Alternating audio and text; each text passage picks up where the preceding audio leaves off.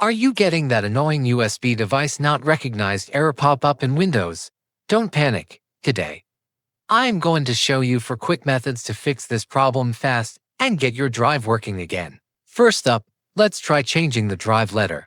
Right-click your Start menu and open Disk Management. Locate your missing USB drive from the list. Right-click on it and select Change Drive Letter and Paths. Click Add, assign a new letter from the drop-down menu, and hit OK. If it was just a letter conflict, your files will pop right up.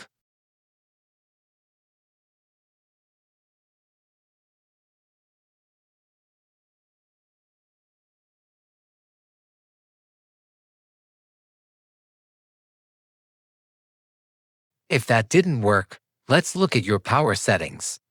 Open your device manager and scroll all the way down to Universal Serial Bus Controllers.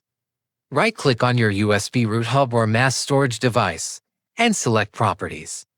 Head over to the Power Management tab and uncheck the box that says Allow the computer to turn off this device to save power.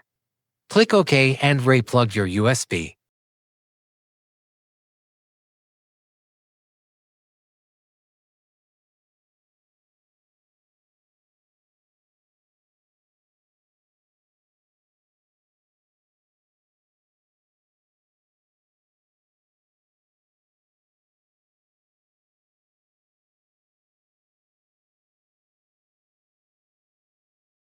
Method 3 is disabling the USB Selective Suspend feature.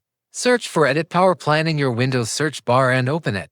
Click on Change Advanced Power Settings in the pop-up window. Expand USB Settings, then expand USB Selective Suspend setting, and change it from Enabled to Disabled. Click Apply, then hit OK.